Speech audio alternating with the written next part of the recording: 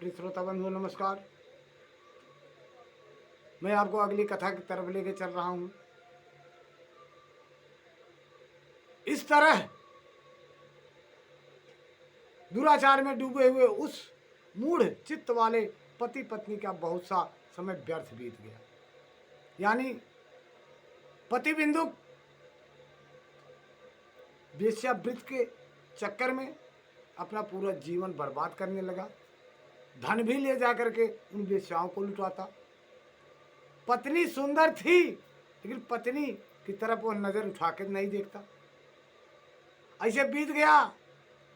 एक दिन ऐसा समय आया, कुल वेश्याओं ने उस बिंदु ब्राह्मण को अपने घर के ही अंदर मार डाला।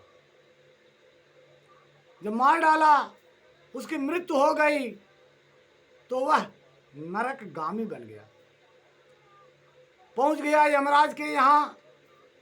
कर्म के अनुसार उसे नरक मिला। नरक में उसकी दुर्दशा होने लगी। दुर्दशा काफी दिनों तक हुई। वह दुर्दशा भोग कर फिर विंध्य पर्वत पर भयंकर पिशाच होकर आ गया। और इधर उस दुराचारी पति बिंदु के मर जाने पर वह मूढ़ हृदय चंचुला बहुत समय तक पुत्रों के साथ अपने घर में ही रही। यानी आप विचार करिए कि जब बिंदुक पत्नी के पास आता नहीं था तो पुत्र कहाँ से आए? तो उसकी नाजायज औलादें थी, क्योंकि वह कर्तव्य विमूढ़ हो गई थी। अपने पद से विचलित होकर के वह पराये मर्दों से संबंध रखने लगी थी। उससे कई पुत्र जन्मे। वह अपने पुत्रों के साथ घर में रहने लगी। लेकिन जब अवस्था ढल गई, बुढ़ापा आ गया, तो एक दिन दैव योग से किसी पूरी पर्व के आने पर वह स्त्री चंचुला भाई बंधुओं के साथ गोकर्ण क्षेत्र में गई। महान गोकर्ण क्षेत्र। तीर्थ यात्रियों के संग से उसने भी उस समय जाकर किसी तीर्थ के जल में स्नान किया। फिर वह साधारणतया मेला देखने की दृष्टि से बंधुजनों के साथ यत तत घूमने लगी। घूमती घूमती वह भोलेनाथ की कृपा से किसी देव मंदिर में गई और वहां उसने एक देवज्ञ ब्राह्मण के मुख से भगवान शिव की परम पवित्र एवं मंगल कारिणी कथा का श्रवण किया।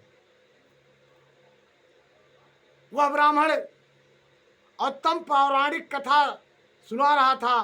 कथावाचक ब्राह्मण कह रहे थे कि जो स्त्रियां पर पुरुष के साथ व्यभिचार करती हैं, वे मरने के बाद जब यमलोक में जाती हैं, तब यमराज के दूत उसके उस गलत स्थान पर तपे हुए लोहे का परिस डालते हैं।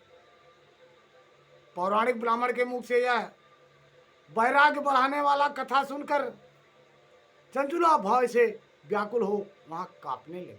प्रिय श्रोता बंधु, जब कथा समाप्त हुई और सुनने वाले सब लोग वहां से बाहर चले गए, तब वह भयभीत नारी एकांत में शिव पुराण की कथा बांचने वाले उस ब्राह्मण के चरणों में जाकर गिर पड़े। प्रिय श्रोता बंधु, चंचुला बोलती है, हे ब्राह्मण, मैं अपने धर्म की नहीं जानती थी, इसलिए मेरे द्वारा बड़ा दुराचार हुआ है। स्वामी, मेरे ऊपर अनुपम कृपा करके आप मेरा उद्धार कीजिए। आज आपके वैराग्य रस से ओत प्रोत इस प्रवचन को सुनकर मुझे बड़ा भय और तकलीफ हो रही है। मुझे इस संसार सागर से पार करिए। अब मुझे वैराग्य हो गया है। मुझ मूढ़ चित्त वाली पापली का धिक्कार है। मैं सर्वथा निंदा के योग्य हूं। कुतिष्ठ विषयों में फंसी हुई और अपने धर्म से विमुख हो गई। जाने किस किस घोर कष्टदायक दुर्गत में मुझे पड़ना पड़ेगा। हे ब्राह्मण देवता, मुझे इस नरक से बचाइए। आप हमें अपनी शिष्या समझकर गुरु बन करके हमें इस पाप नैया से पार कराइए। ब्राह्मण विचार करने लगे। ब्राह्मण विचार करके करते क्या है, प्रिय श्रोता बंधु, इसके आगे की कथा मैं आपको अगले भाग में सुनाऊंगा। तब तक के लिए क्षमा करेंगे। नमः शिवाय, नमस्कार, जय शिव गुरु।